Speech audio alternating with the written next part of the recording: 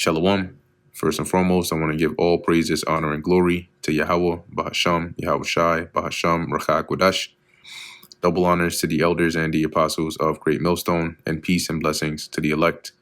And today we're going to go into the book of Mark, the 15th chapter.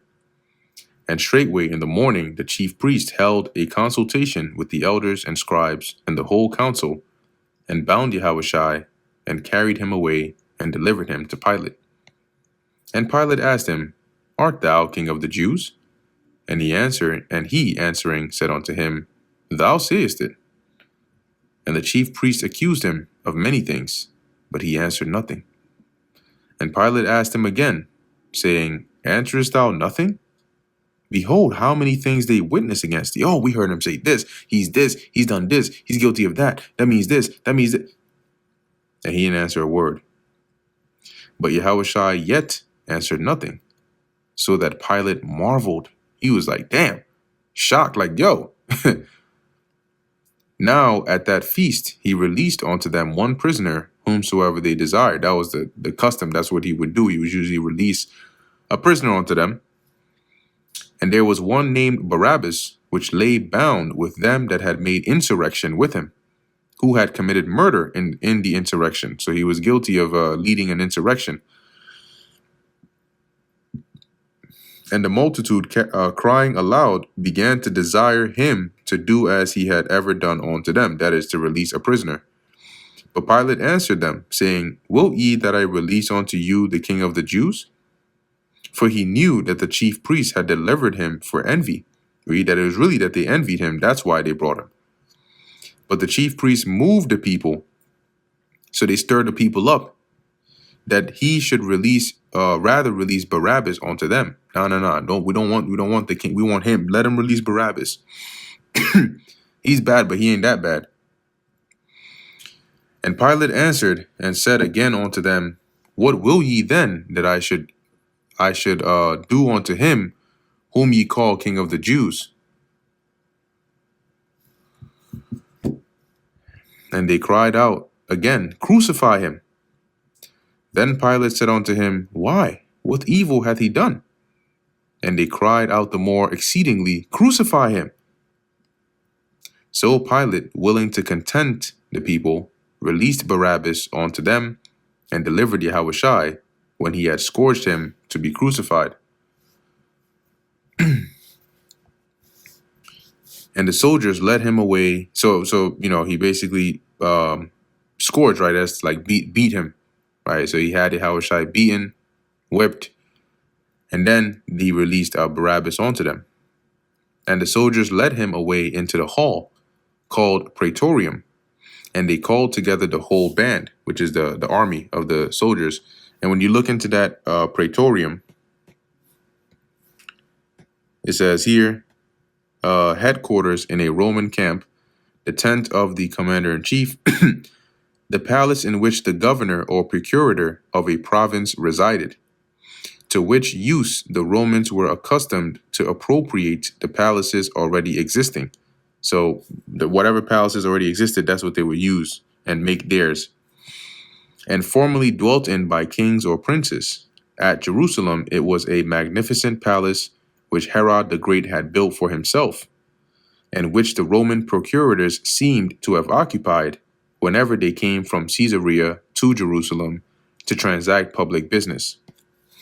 So it was there, as it says, the Praetorium, that they led Yahweh Shai there. And they clothed him with purple, and plaited a crown of thorns, and put it about his head. Because this was the mocking, right? Remember, they were mocking him as being king. So they put that purple, which is to signify like, you had those that were in king's houses or royal or rich that would wear that. And then they put the crown of thorns on his head, right, about his head, and began to salute him. Hail, King of the Jews!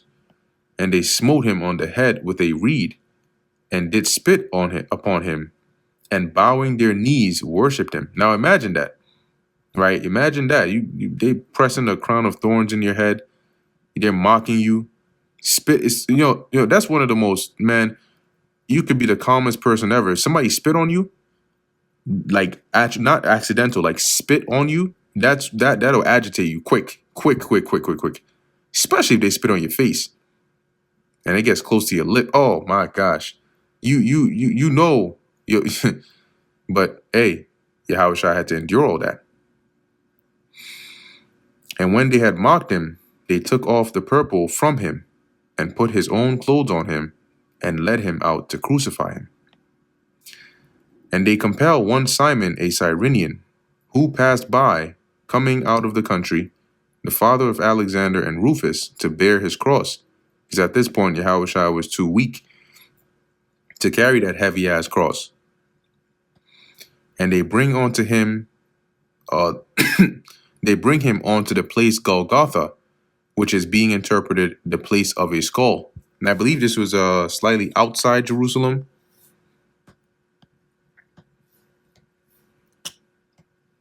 Yeah, the name of a place outside Jerusalem where Yahushua was crucified. So called apparently because its form resembled a skull. And they gave him to drink wine mingled with myrrh, but he received it not. And when they had crucified him, they parted his garments, casting lots upon them. So they divided his clothing. They cast lots as to who should receive what every man should take. And it was the 3rd hour, and they crucified him. And the 3rd hour is right about 9 a.m., like our time. And the superscription of his accusation was written over the King of the Jews. So like on a plaque bordered there to say, that's that's what he's accused of. And with him they crucified 2 thieves, the one on his right hand and the other on his left.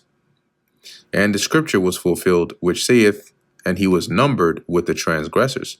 So even though Yahushua was not, he had committed nothing worthy of death, right?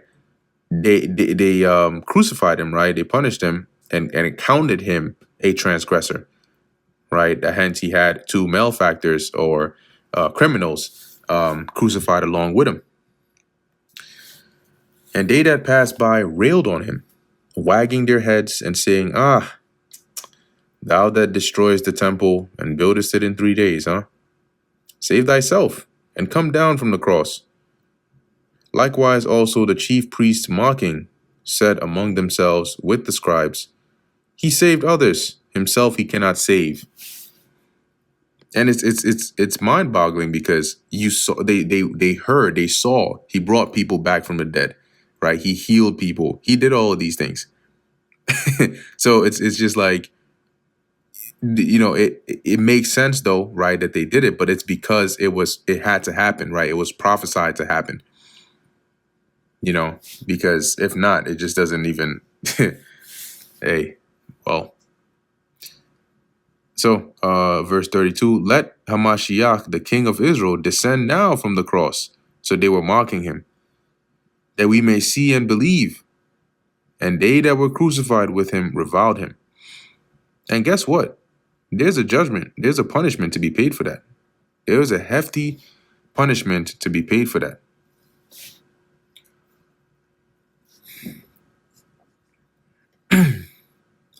And when the 6th hour was come, and the 6th hour being about 12 noon our time, there was darkness over the whole land until the 9th hour, for 3 hours, so till about 3 p.m. And at the 9th hour, Yahushua cried with a loud voice, saying, Eloi, or Eloi, which in the Hebrew is really Alayah, Alayah, which means my God, right? Allah, God, Yah, my, the Yah suffix, my. So Alayah, Alayah, Lama Sabachthani, which is being interpreted, my God, why hast thou forsaken me? And some of them that stood by, when they heard it, said, Behold, he calleth Elias, because Elijah in Hebrew is also Alayah. And one ran, and so they thought he was calling for Elijah. And one ran and filled a sponge full of vinegar and put it on a reed and gave him to drink, saying, Let alone, let us see whether Elias will come and take him down. And Yahushua cried with a loud voice and gave up the ghost. So at that point, he died. And the veil of the temple was rent in twain from the top to the bottom. And when the centurion, which stood over against him, saw that he so cried out and gave up the ghost, he said, truly, this man was the Son of God. Because I think in the book of Matthew, it mentions how there was like a shaking of the earth and the rocks breaking, and there was a lot of different things happening, on top of that darkness that made people know, like, oh, this wasn't just a regular man. Because he wasn't the first person they had crucified before, but surely the first for them to have seen all these signs at his death. There were also women looking on afar off, among whom was Mary Magdalene, and Mary, the mother of James the Less, and of Joses, that is Yahushua's mother, and Salome, which I believe she was the mother of John and James. It tells us that that's the wife of Zebedee. Right. Or Salome, the wife of Zebedee and the mother of the apostle James the elder and John. All right, so continuing, verse 41, who also, when he was in Galilee, followed him. So these women here, they followed Yahushua, right? And ministered unto him. So they served him, they helped him. And many other women which came up with him unto Jerusalem. So you had women that followed Yahushua as well. And now when the even was come, because it was the preparation, that is, the preparation is the time before the Sabbath, or the day before the Sabbath, where you would prepare everything you needed and have everything done. So on the Sabbath, you wouldn't have to cook or do anything, related to that sort. That is the day before the Sabbath. Joseph of Arimathea, an honorable counselor, which also waited for the kingdom of God. So he was a part of the council, right? He didn't consent unto Yahushua's death, but he was a member of the council. But he believed on Yahushua, right? So as it says here, he came and went in boldly unto Pilate and craved the body of Yahushua. So he basically begged for Yahushua's body. And Pilate marveled if he were already dead. And because the crucifixion, that process of death was slow. You wouldn't just die right away. And sometimes what they would do is they would break the legs of the prisoners to speed up their death. So Pilate, hearing this, was like, damn, he's dead already. And so, as it says, and calling on to him the centurion, he asked him whether he had been any while dead. So is he actually dead? And when he knew it of the centurion, so when it was confirmed to him that yes, Yahushua is dead, he gave the body to Joseph. And he bought fine linen and took him down and wrapped him in the linen and laid him in a sepulchre which was hewn out of a rock. So that that tomb that was cut out, that's where he had Yahushua's body placed, and rolled a stone onto the door of the sepulchre. And this is what a sepulchre looks like. Sepulchre Bible times. Yeah, so this is an example here, right? Or even this, where it's cut, right? You can see it's a hole cut into a rock, and they would bury the person in there, and then this is the stone that they would roll to actually cover it. So as it says here, and laid him, verse 46, in a sepulchre which was hewn out of a rock, and rolled a stone onto the door of the sepulchre. And Mary Magdalene and Mary, the mother of Joses, beheld where he laid. So they were watching, and they followed, so they knew where Yahushua was buried. And that brings us to the end of the book of Mark, the 15th chapter. Lord willing, that was edifying to the elect. In closing, I want to give all praises, honor, and glory to Yahweh, Bahasham, Yahushai, Bahasham, Rakha Kodesh. And until next time, Shalom.